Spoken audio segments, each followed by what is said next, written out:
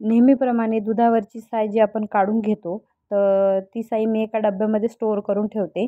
तर तो डबा आज खूप भरला होता. म्हटलं चला आता त्याची आपण अस्सल गावरान तूप बनवू. तर त्यासाठी मी मिक्सरचा जार घेतला होता आणि त्यामध्ये मलाई मी अर्धी काढून घेतली होती आणि मग त्यानंतर मी मिक्सरमध्ये चांगलं गरागर गरागर फिरून घेतलं होतं. त्यामध्ये तुम्ही शक्यतो तसं पाणी पण टाकू शकता आणि मग मस्त फिरून घ्यायचं आहे. त्यानंतर बघू शकता अशा कन्सिस्टन्सीमध्ये आलं की समजून घ्यायचं हा लोण्याचा गोळा आहे. मग तो लोण्याचा गोळा एका भांड्यामध्ये काढायचा आहे. तर मी काय केलं होतं की स्टीलच्या पातेल्यामध्ये थंड फ्रीजचं पाणी घेतलं होतं आणि मग त्यानंतर ते लोणी टाकलं होतं त्यामध्ये. तर अशाच प्रकारे मी माझे माझ्याकडे जेवढं ते साय काढलेली होती ती सगळी साय मी अशी मिक्सरमध्ये फिरून घेतली आणि याच पद्धतीनं तो लोण्याचा गोळा जो आहे ना तो स्वच्छ थंड पाण्याने धुवून घेतला होता. छान टिपून घ्यायचे. तुम्ही जितकं छान धुवाल ना तितकं त्यातलं सगळं आंबटसर व असं कडसर पाणी असतं ते पाणी निघून जातं. त्याने असं होतं की जेव्हा तुम्ही तूप बनवाल ना तर तूप बनवताना बराचदा वास येतो असा कडवट वगैरे. तर तो वास येत नाही आणि तूपही आपल्याला टेस्टला चांगलं राहतं. म्हणजे तूपही जेव्हा आपण खातो ना त्यामध्ये आपल्याला कडवटपणा किंवा आंबटपणा लागत नाही.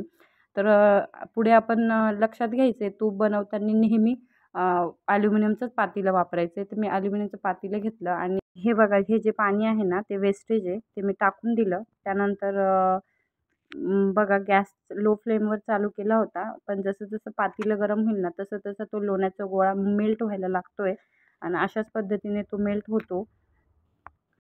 आणि बघा काही वेळाने तर पूर्ण लोणी हे मेल्ट होऊन जाणार आहे आणि लक्षात ठेवायचं आहे की गॅस हा कमीच ठेवायचा आहे कारण जितकं ते मेल्ट होतं ना तर तसं उतू यायचे बरेच चान्सेस असतात. तर बघा काही वेळाने बघा असं पूर्ण मेल्ट झाल्यानंतर या कन्सिस्टन्सीमध्ये येतं. तर तुम्ही हलवतच राहावं लागणार आहे तुम्हाला.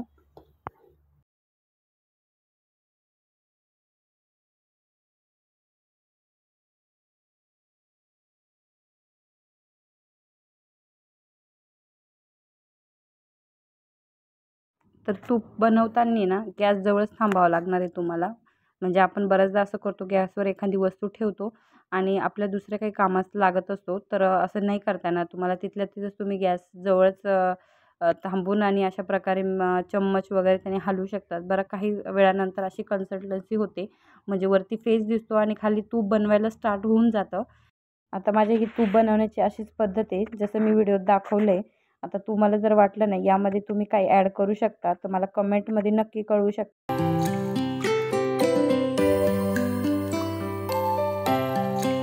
आता बघू शकता बघा हे मस्त छान प्रकारचं मेल्ट होतं आहे आणि तूप आपलं बरंच रेडीच होतं आहे. म्हणजे एक 5 मिनिटांनी तुम्ही गॅस बंदही करू शकता किंवा जर कोणाला अशी बेरी आवडत असेल तर तुम्ही लगेच जरी गॅस बंद केला म्हणजे हे लालसर जे दिसतंय ना त्यावेळेस तुम्ही गॅस बंद जर केला ना तर छान ती बेरी तुम्ही खाऊ शकतात. आता मी बघा तूप थंड होऊन दिलं आहे थोडंसं आणि एका वेगळ्या भांड्यामध्ये ते तूप मी असं गाळून घेतले. स्टीलच्या चाळण तुम्ही वापरू शकता कारण स्टीलची चाळण वापरावं लागेल. आमच्या घरात आहे ना गावठी तूप नेहमी बनवावंच लागतं कारण डेलीच्या जेवणामध्ये लागतंच. तर खूप छान असं पद्धतीने झालं आहे. तर बघा थंड झाल्यानंतर मी माझ्या नेहमीचे जे डबा असतो त्याच्यामध्ये मी काढून घेतलं आहे आणि बघा खूप छान प्रकारे त्याचं तूप झाले.